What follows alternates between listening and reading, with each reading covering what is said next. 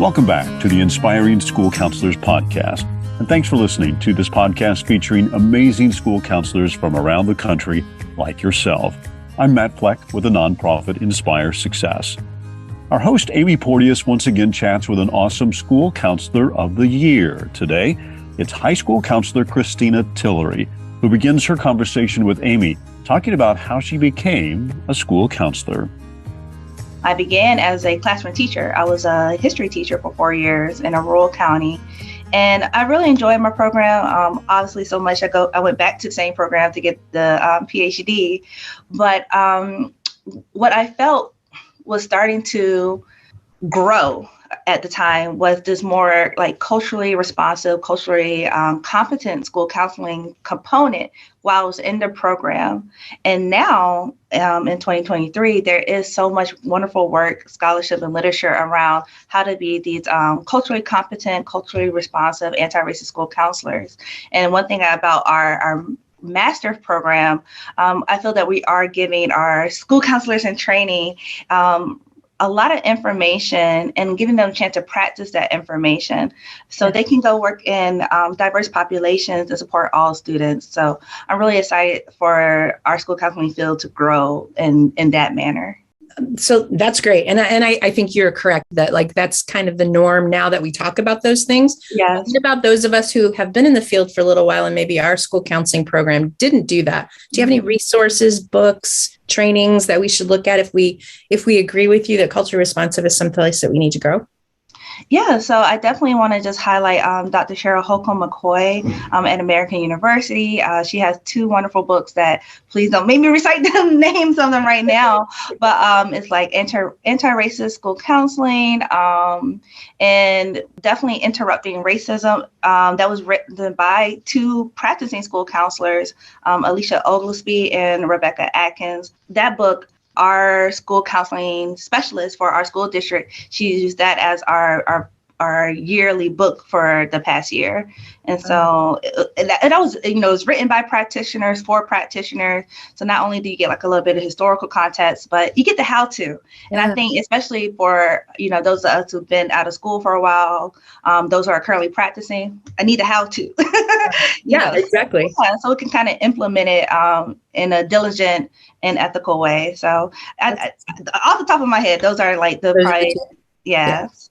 Well, I would tell you that the Interrupting Racism, that you are the second guest in like 6 weeks that has recommended that book. So I think we better put that at the top of our list. Sounds like a good one. It's not easy. It's an easy read, as in it's easy to digest. Like I said, it was written by practitioners for practitioners. That's rare sometimes in our field. We get a lot of scholarly with academic lingo.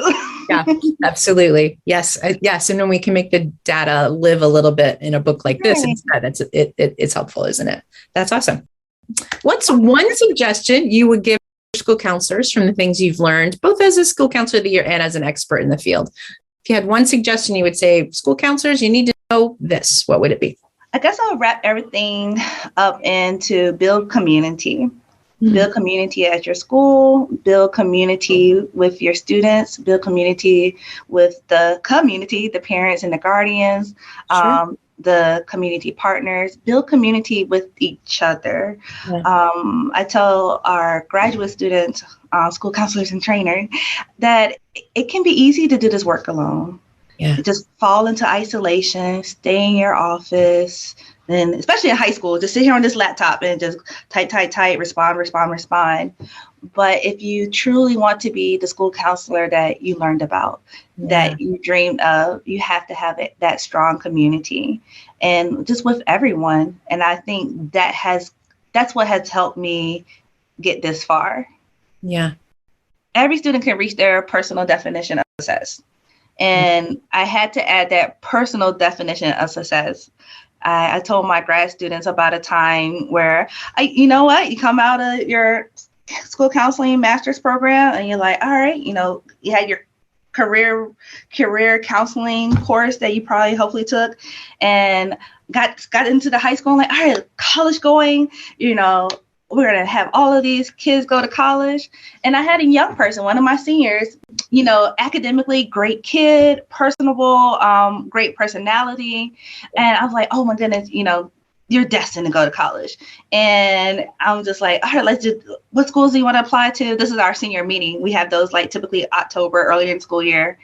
And this young person, just as kind and as just considerate as possible, they called me Tills. Tills, I don't want to go to college. I was like, what do you mean? Why do you want to go to college? Is it the money, or what are you worried about? I mean, we could find scholarships. I could do the best I can. I know the money is a big barrier for a lot. No, it's not that.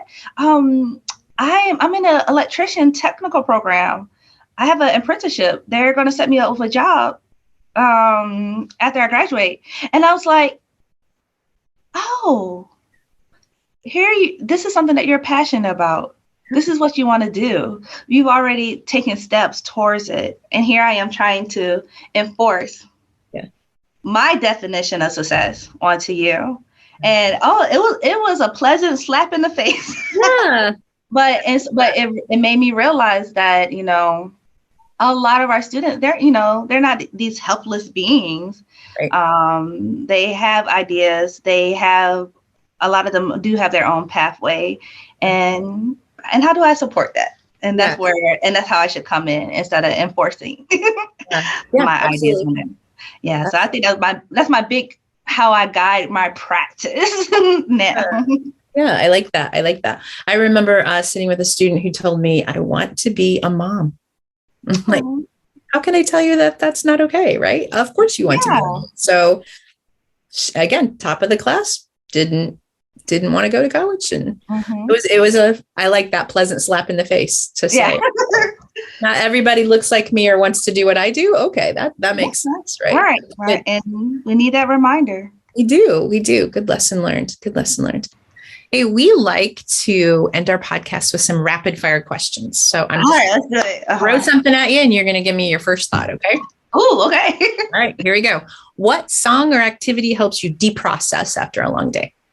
Napping. You said rapid first thing. I did. That is it. That's what you're looking for. I take a nap. That's good. What's the most unusual or unique item in your office right now?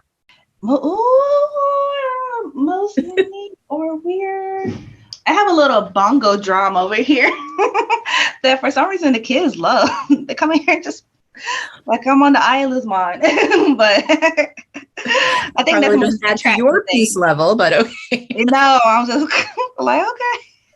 Sometimes you just drum it out, I guess, but I'll take that as it attracts them. They like it. If you could meet one famous person, dead or alive, who would it be? Who I don't even want to meet anybody. I definitely believe in not meeting your idols. But I guess I would love to talk to Harriet Tubman because girl, how did you Yeah. I have questions because she's brave and that's just like always been the epitome of just braveness to me. So I would like to ask her some questions and sit down with her. And just one more, beach house or mountain cabin? Beach house. Put me by the water. Love it. You did a good job. No, thank you. Oh, this was so much fun. I'm glad I did it. I was nervous. Oh, heavens, no, not at all. Thank you for being with us. And I really do appreciate spending some time with you today. I want you to keep doing what you're doing because you're making a difference. Oh, thank you so much. This was a great way to start my morning. Christina gave us links to the great resources she mentioned today, and you can find those on our podcast website, which is inspiresuccess.org/podcast, where you'll also find many other awesome resources from past podcast guests. Well, that's it for us. Good luck as you wrap up the school year, and a quick reminder that we're also wrapping up the podcast this summer, unless we can secure support from an additional sponsor. So if you know of any organization that might be interested, we are all ears. Thank you in advance and have a great week.